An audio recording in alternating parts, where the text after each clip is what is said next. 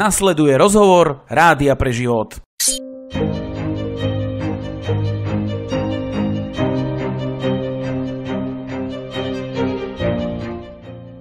Jedným z najúspešnejších ochotníckych divadiel na Slovensku je určite Gasparego.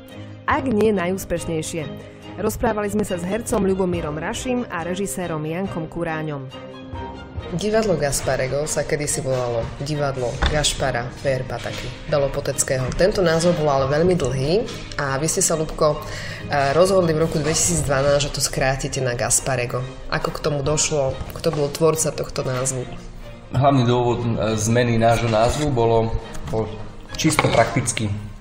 Keďže navštevujeme rôzne festivály nielen na Slovensku, ale aj v zahraničí a podarilo sa nám pozbierať nejaké ceny za naše predstavenia, tak veľmi praktický dôvod bol ten, že sa divadlo Gašpara Fér Pataky Belopotockého veľmi ťažko vyslovovalo špeciálne zahraničným účastníkom, ktorí museli to slovo prečítať prvýkrát a vznikali z toho komické situácie, kedy vlastne naše divadlo bolo všetko možné, len nie divadlo Gašpara Fér Pataky Belopotockého.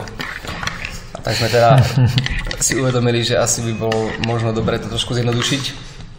Nie len pre slovenských divákov, ale teda aj pre tých zahraničných, aby to bolo ľahšie zapamätateľné, aby to bolo možno údernejšie, ale stále, aby to zachovalo tú tvár toho divadla Gašpara Fér Pataky Belopotockého, tak sme nejak spoločne v divadle vymysleli ten názov Gasparego, ktorý sa ujal a musíme povedať, že reakcie sú dobré, pretože tí ľudia, ktorí nás vnímajú v zahraničí, si už ten názov pamätajú. Kto je súčasťou tohto divadla?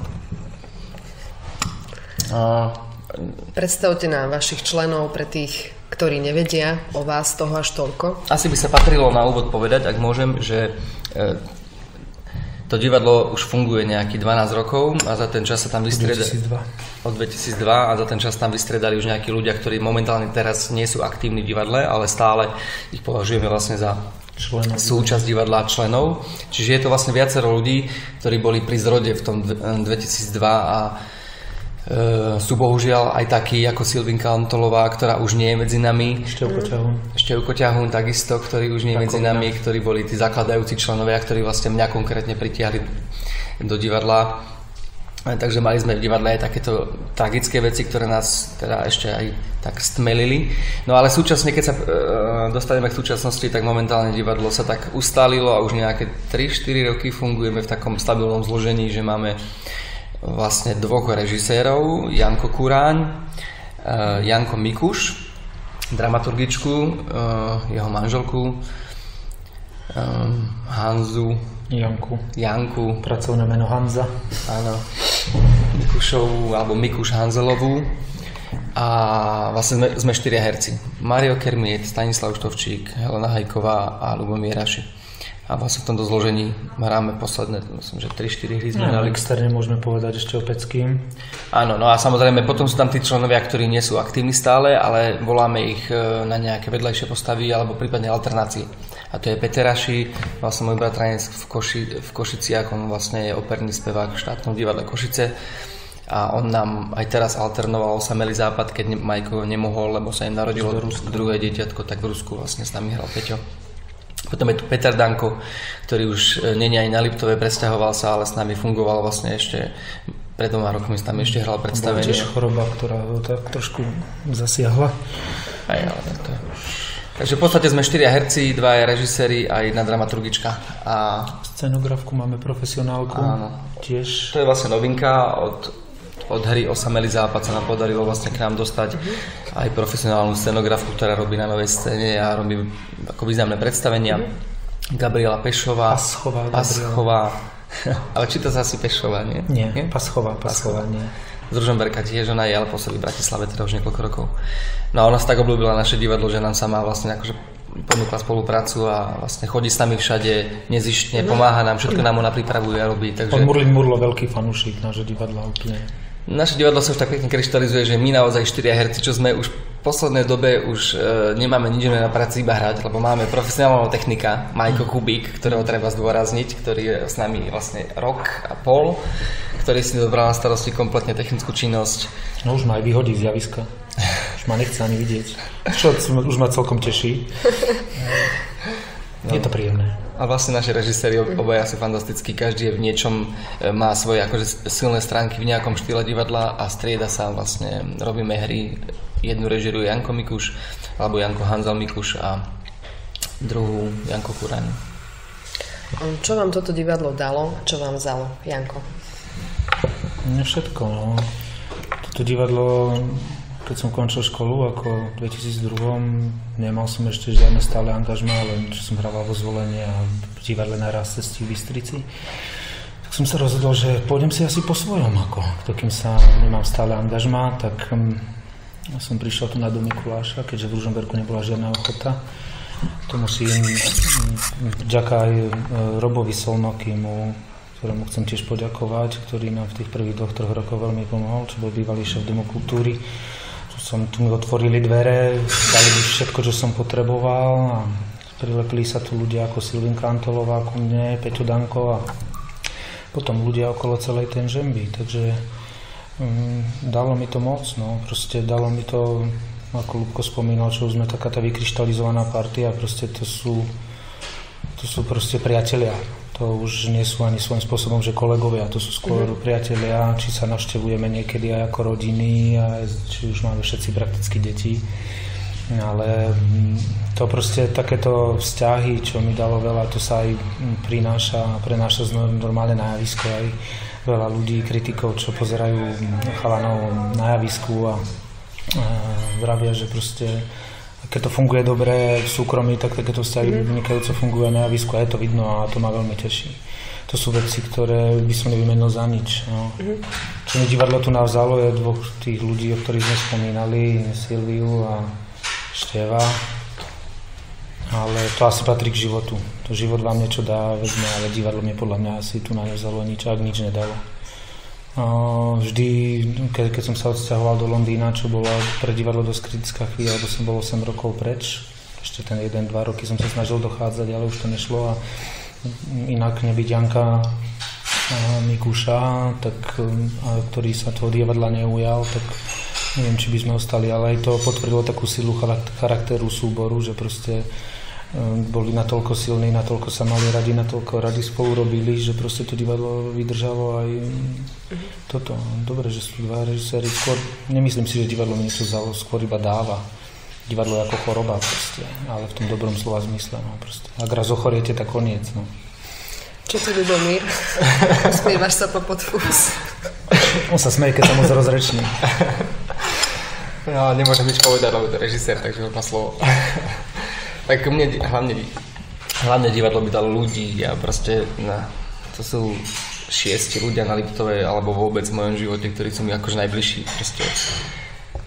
Samozrejme, že človek má väčší okruh známych, priateľov a takto, ale títo ľudia, ktorí vlastne prišli do toho môjho života skrz toto divadlo, tak ako za to som asi najviac rád, lebo proste tam tie vzťahy naozaj sú také až idylické, by človek povedal. Samozrejme v idylickom slova zmysle znamená niekedy aj problémy alebo nedorozumenie, to je úplne normálne, ale vlastne tak to pokračuje akože veľmi príjemne tým životom, takže určite ľudia sú najväčší prínos pre mňa ohľadne divadla.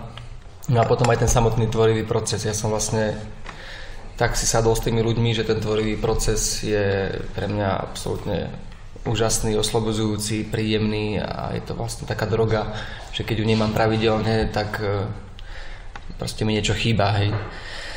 Takže ten tvorivý proces a tí ľudia sú asi najviac, čo mne osobne dalo divadlo Gasparego.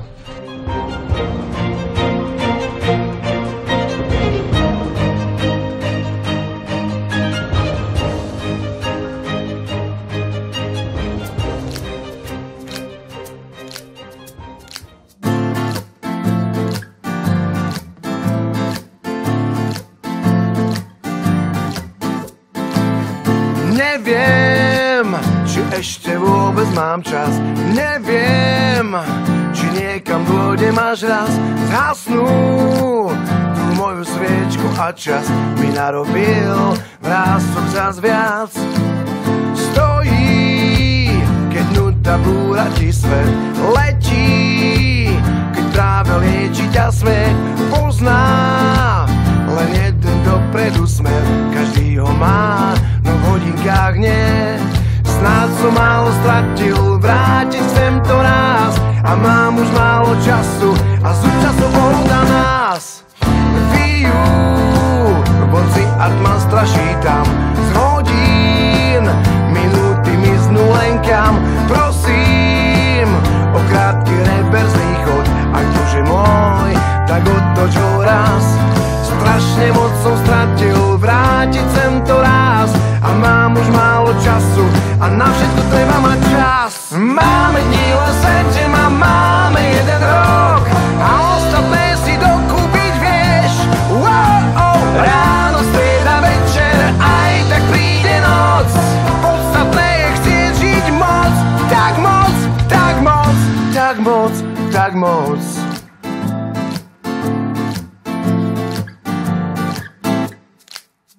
Plynú minúty, krájajú nás, hodín, rehot rozloží nás, beží a iba v zemi má cieľ. Ja neviem len, kto vyhrať by chcel.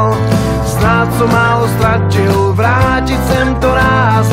A mám už málo času a na všetko treba mať čas. Máme dní len 7 a máme 1 rok a ostatné si dokúpiť vieš. Ráno, strieda, večer, aj tak príde noc. Podstatné je chcieť žiť moc. Stále vedieť, kto som a spávať celú noc a v oblastných sa presúvať len.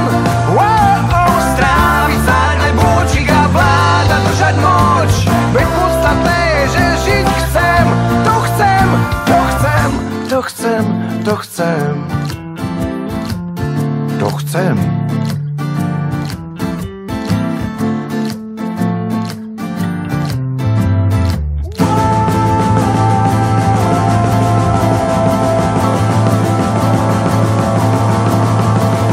Máme dní len 7 a máme 1 rok. Ráno, strieda, večer, aj tak príde noc. Stále vedieť, kto som a spávať celú noc a v oblastných sa presúvať len. Stráviť sa aj bôčik a vláda držať moč. Veď podstatné je, že žiť chcem. To chcem, to chcem, to chcem, to chcem.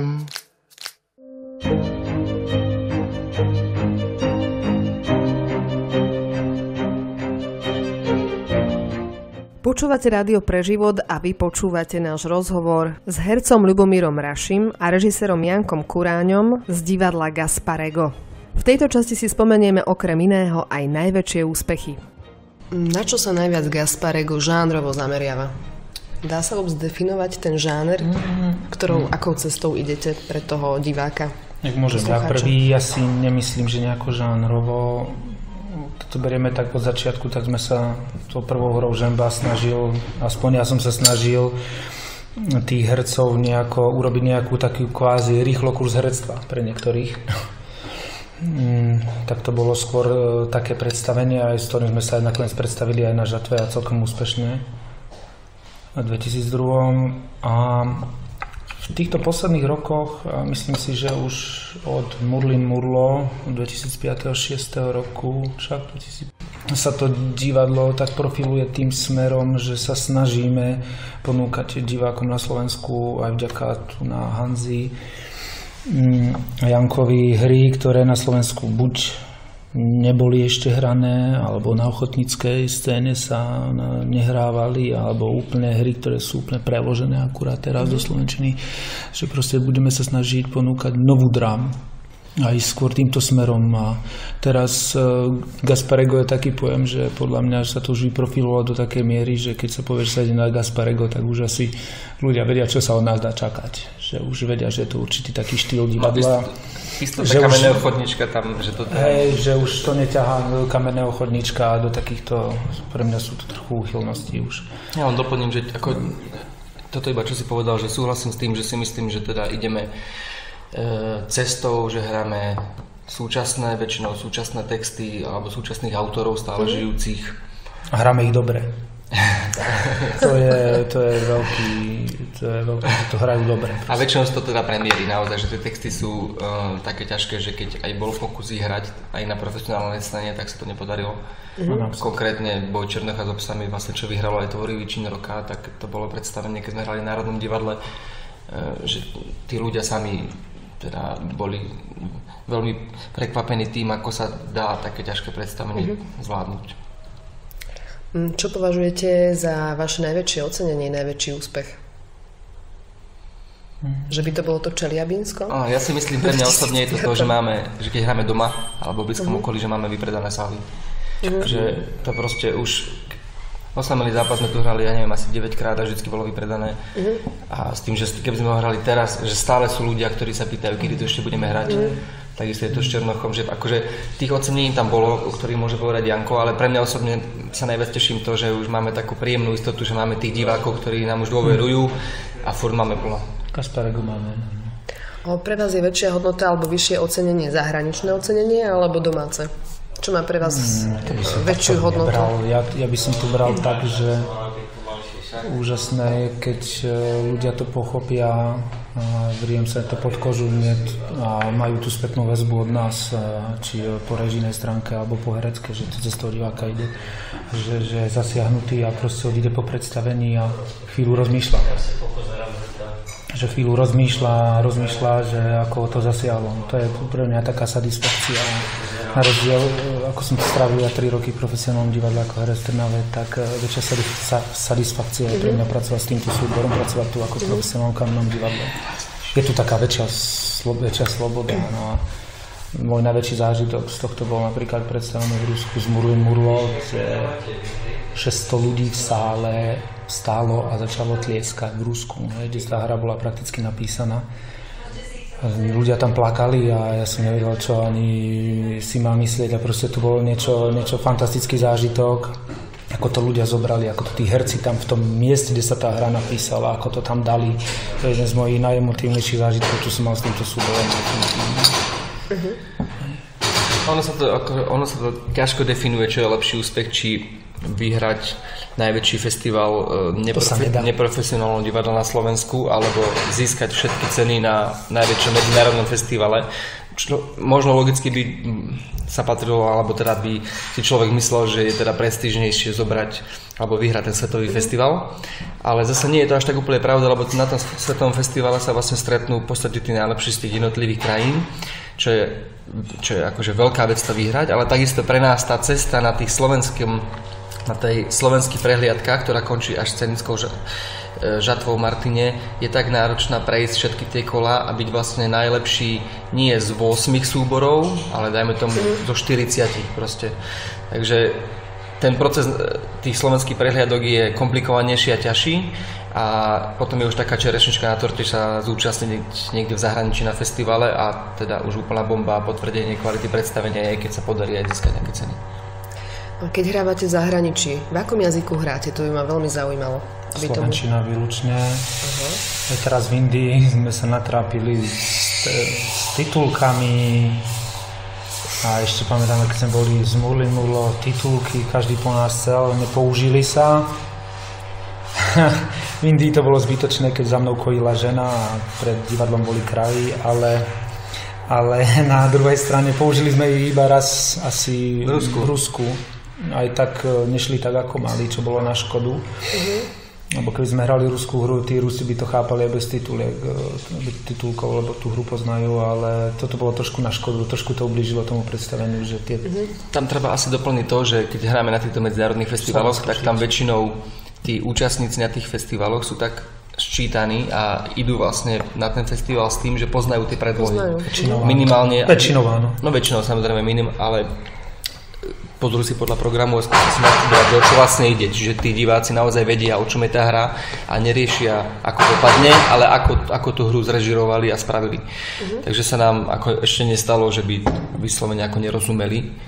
A teraz v Rusku sme prvýkrát skúsili experiment s titulkami a samotní Rusi nám vlastne povedali, tá hra nebola ruská, nemali v podstate ako keby vedieť, že o čom je, lebo je to súčasný autor írsky, ale všetci Rusi do jedného nám povedali, že titulky sledovali prvých 5 minút, potom ich prestali vnímať a dokázali proste odčítať z pohybu, z príbehu, z emócií, zo všetkého vlastne, čo sa deje. Možno nepochytili všetky hlášky samozrejme a všetky gigy, ale proste im stačilo na to, aby mali z toho zážitok. Ich divadlo je tam teraz trošku iné, to ich prežívanie ostalo, tam sa to nejako nemení a keď u nich skúšate zahrať trošku iný štýl divadla, tak oni to ako keby trošku nedali. Oni to, neviem, aj ten rozbor v tom Rusku bol toho predsa taký zvláštny, takže oni trošku idú v takom inom duchu teraz. Tá Murlin im sedela, čo sa týka, keď sme už konkrétne pri Rusoch, tá Murlin im sedela absolútne mentalitou, herectvom, tým čechovským všetko, ale už ten McDonagh si vyžadoval trošku iný štýl herectva a to proste trošku nedokázali ako zobrať podľa mňa. Vo vašej poslednej úspešnej hre Osamelý západ nachádza sa tam dosť vulgarizmov. Nemali ste s tým napríklad problém, že v bežnej komunikácii nepoužívate vulgarizmy a teraz zrazu príde hra, kde... Práve, ale... nie, nemyslím si. Ja som sa snažil tie vulgarizmy veľmi zoškrtať, lebo že obsa, čo sa deje. Alebo či ste sa neobávali reakcie toho publika? Ale obávali, no ale chodia na to aj 15 ročné v úvodzovkách detí, ale máme napísané od 18. Máme napísané od 18, literu zákona sme dodržali, ale videli sme aj na scenické, že to je predstavenie, že za každým druhým slovom vyšlo veľmi, veľmi mrzké slovo a tá írska hra trošku je to ublížilo, lebo ako poznám Írova, tam som bol a poznal som ich veľa, pracoval som s nimi, za každým druhým slovom je sám F-words, oni to stále používajú, F sa za všetkým, takže u nás to není takéto, ako keď rozprávajú Srbi a tak, trošku to tam patrí k tomu írskému prejavu, hej. Takže keď sa to snažili preložiť, u nás to znie tak trošku viac surovejšie. No, každopádne tá hra sa nedá bez toho, lebo tá hra je tak napísaná, aby bola ostrá. A s tým, to je, ako keby sme išli do divadla na nejaký film hororový, kde sa nebudeme báť. Alebo vypnete v horore zvuk.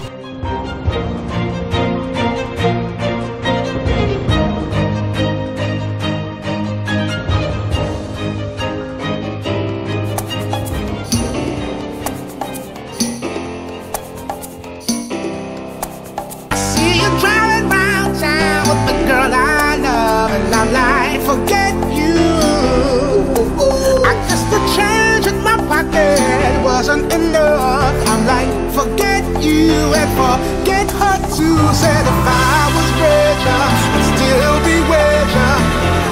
No, ain't that some shit? And although there's pain in my chest, I still wish you the best. From the forget you.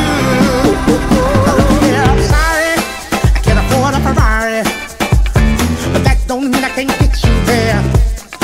I guess he's an Xbox and I'm more Atari, but the way you play your game ain't fair. I picture the fool that falls in love with you. Oh, she's a gold digger. Well, just don't you know? Ooh, I've got some news for you. Yeah, go on and run tell your little boy free. See you driving round town with the girl I love, and I'm like, forget you. I guess the change in my pocket wasn't enough. I'm like, forget you and forget her too. Said if I was richer, I'd still be richer. Oh, ain't that some shit? And although there's pain in my chest, I still wish you the best. If I forget you. Now I know that I had to borrow, beg and steal and lie and cheat.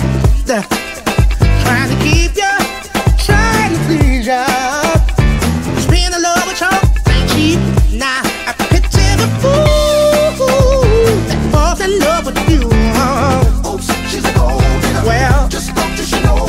Ooh, I've got some news for you. Ooh, I really hate you right now. See you driving round town with the girl I love, and I'm like, forget you.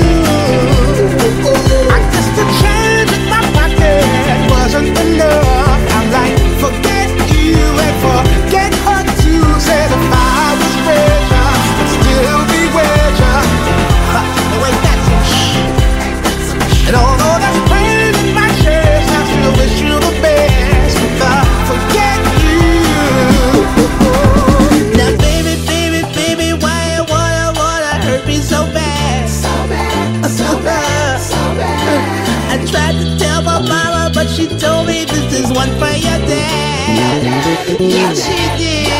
And I was like, why, baby? I love you. I still love you. I see you driving around town with a girl I love. Forget you. I guess the change in my pocket wasn't enough. I'm like, forget you and forget her too. Said if I was richer, I'd still be richer. But wait, that's some shit. And although that's pain in my chest, I still wish you the best. But forget you.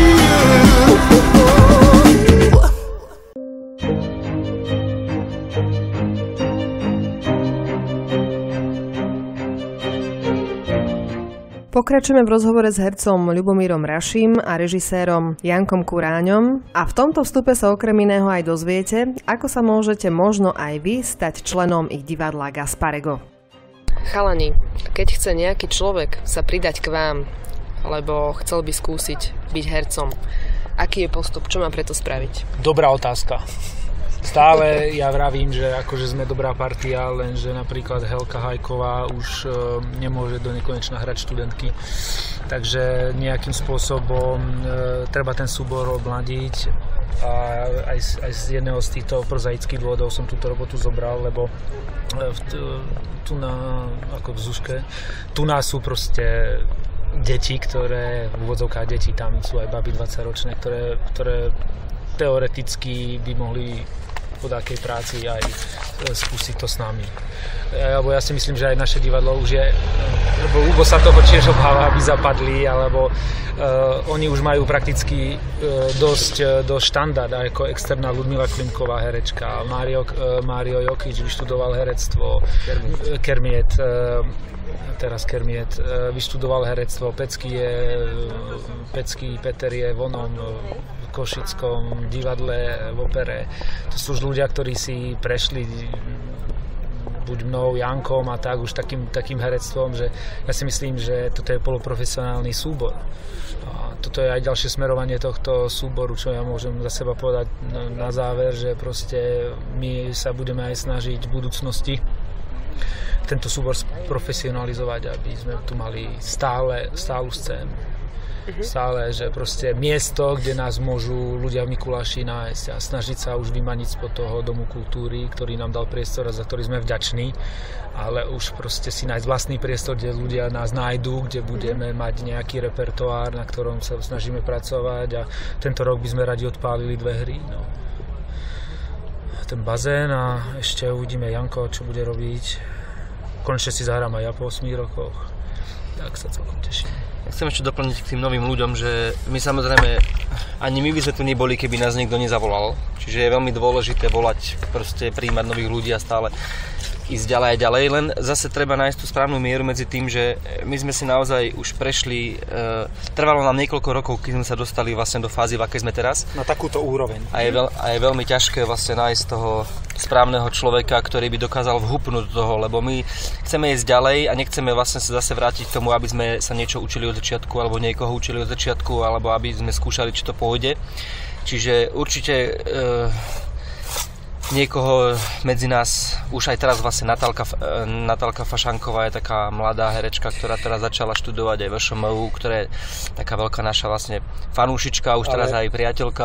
Ale hrala už ako 6-ročná s nami. To chcem povedať, že všetci členovia v súbore, ktorí boli alebo ktorí asi budú, vzniknú tak prirodzene, že my sme nikdy nerobili konkurzy, že príde niekto úplne zvonku. Niekto sa zjaví. Ano. Niekto proste nás buď sleduje, páči sa mu tie veci, chodí na tie hry, my ho registrujeme dlhodobo a zistí sa vlastne časom, že je pre to divadlo ten správny. Čiže my to nechávame v podstate tak otvorené a veríme tomu, že tak prirodzene nám vzniknú vlastne naši, aj nie že následovníci, ale spolupracovníci. Tak ako Majko Kubík pribudol ako technik k nám a zapadol ako Rina Šerbel, Gabika Paschová.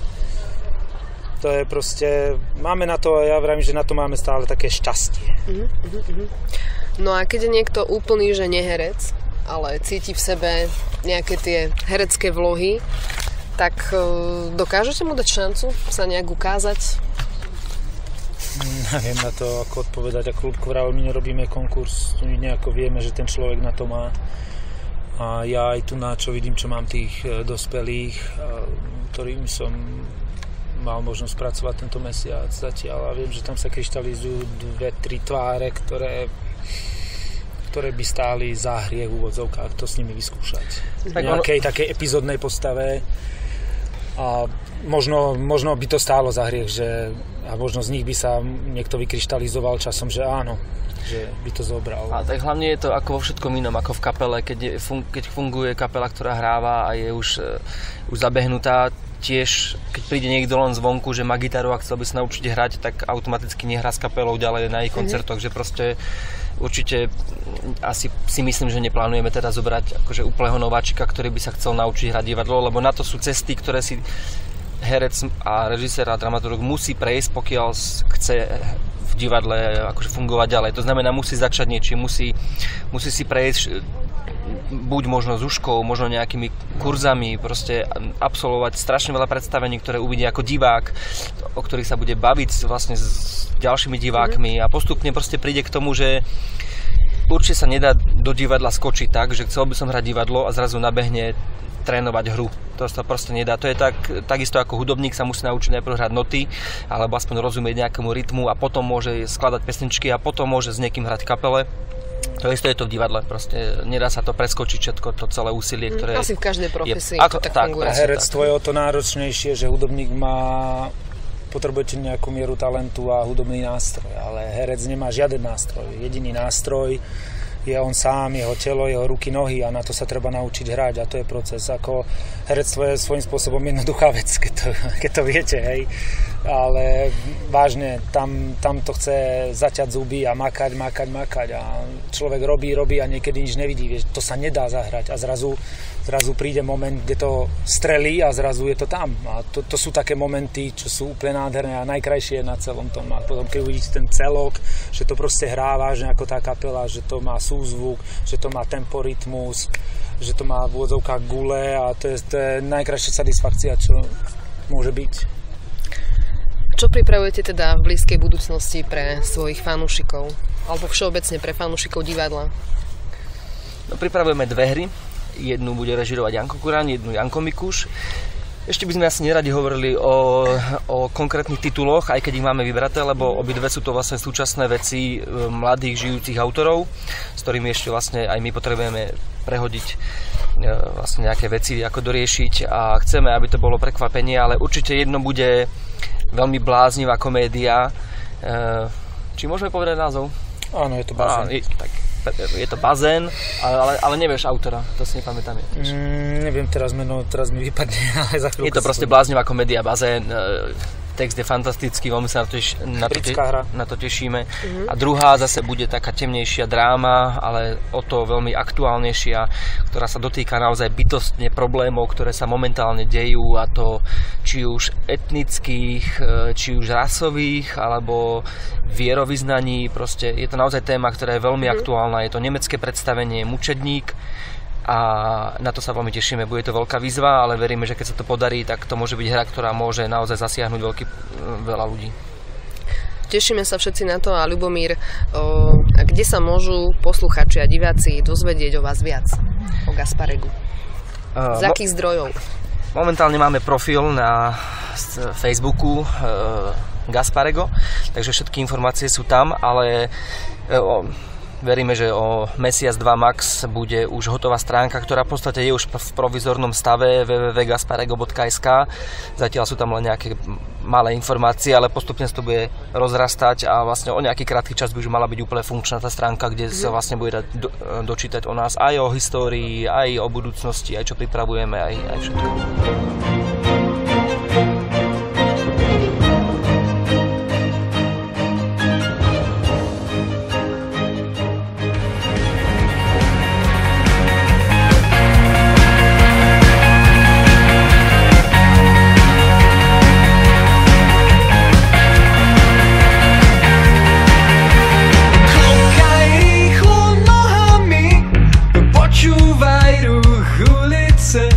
No tam, kde vy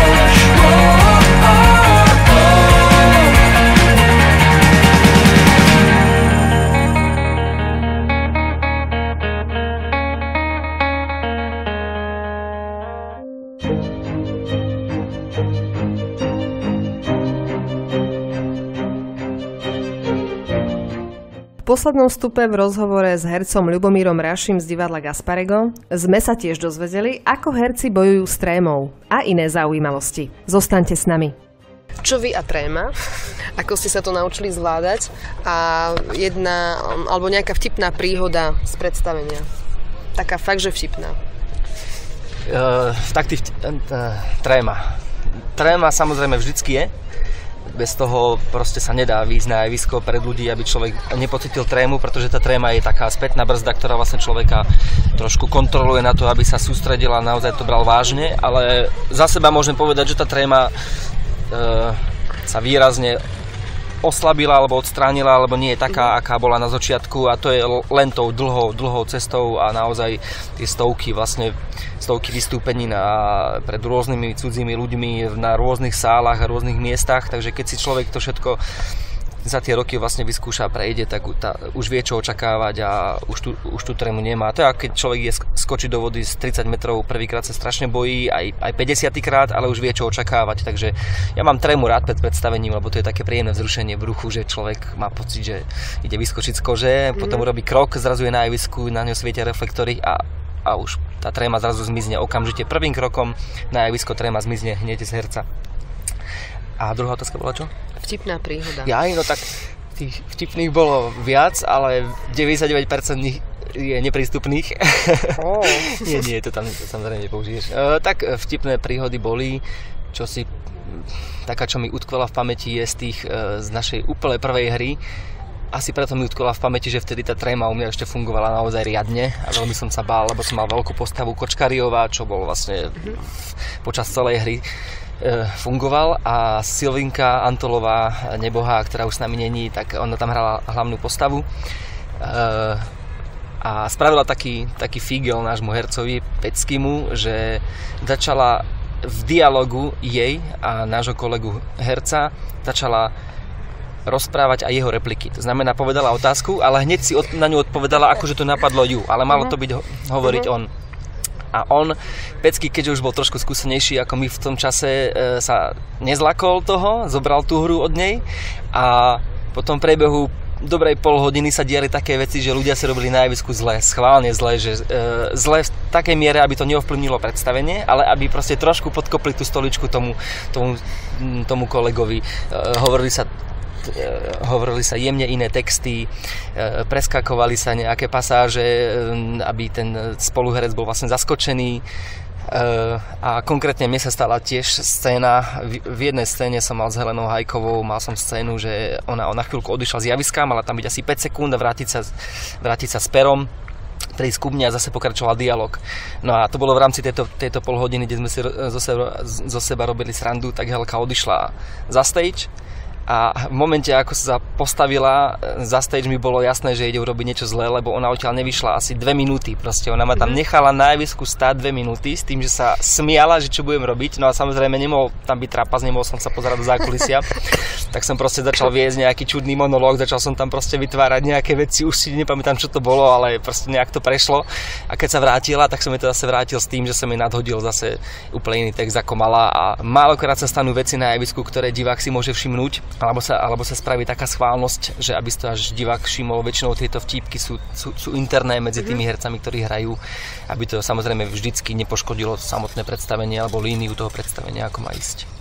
Divadlá majú aj svojho šepkára, máte ho aj vy? Nie, nikdy sme nemali a nikdy mať nebudeme. Tak vy ste naozaj dobré divadlo.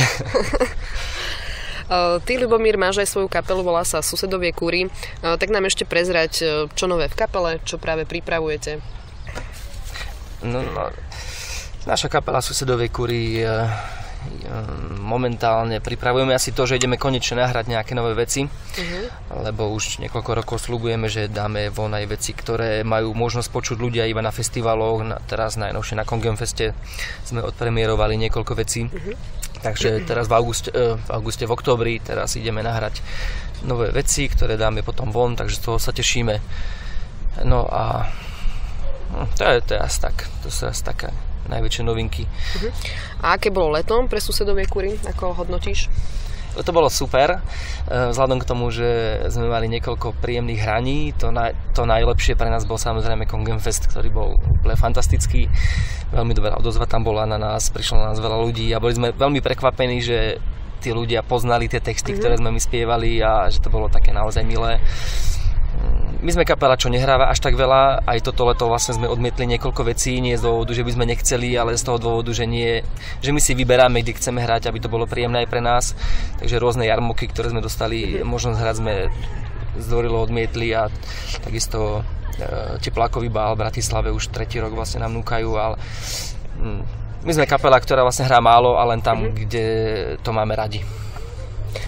Čo by si na záver odkázal poslucháčom Rádia pre život? Aby si užívali život, aby si užívali prítomnosť v živote, lebo to je najdôležitejšie, žiť v prítomnosti. Keď človek žije v prítomnosti, tak sa nemusí báť ani o to, čo bolo, ani o to, čo bude. A aby sa im dobre vodilo a veľa tvorivosti do života, lebo tvorivosť je veľmi dôležitá na to, aby si človek prešiel život s úsmevom. Ďakujeme za veľmi plodný rozhovor a nech sa darí vo všetkých oblastiach. Ďakujeme aj my a takisto tiež veľa šťastia prajeme.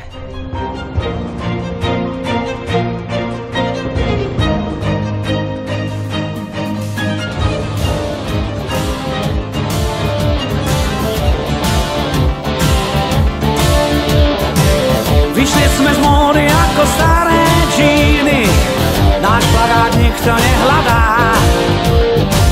Úsličky novín váľajú sa v skrini, sme tu len ako záplata. Vyšli sme z módy ako éra platní, vymietli rokmi toľko sál. Sedíme ako zbytí zrazu v šatni a niekto nás už odpísal. Kapely starnú, tak nech je zmena, zostalo naše publikum. Kapely starnú, tak nech je zmena, odchádza každý potichu, potichu.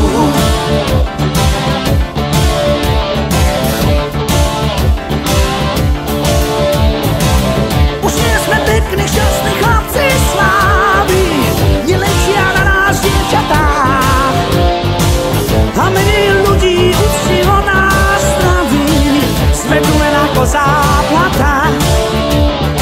Lacnejší hotel patrí cez dolu, pre vrátnikov sme známi. O slávu starších neťaháme spolu, blúdime svetom s piesňami. Kapely stanú, tak nech žije zmena, zostarlo naše publikum. Kapely stanú, tak nech žije zmena, odchádza každý potichu, potichu.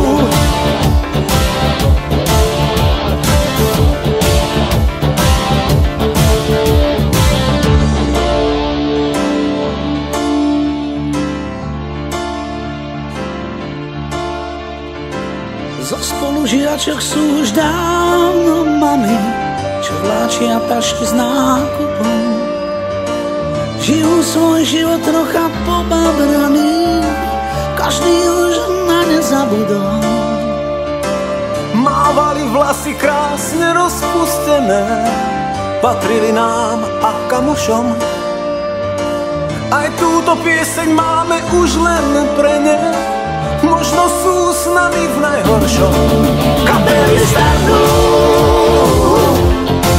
tak nech je zmena, zostalo naše publikum. Kapely starnú,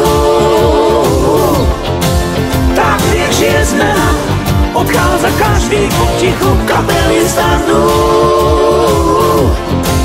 tak nech je zmena, odchádza každý potichu. Kapely starnú, tak nech je zmena, zostalo naše publikum. Kapely starnú, tak nech je zmena, odchádza každý potichu. Každý deň, každú hodinu s Rádiom pre život.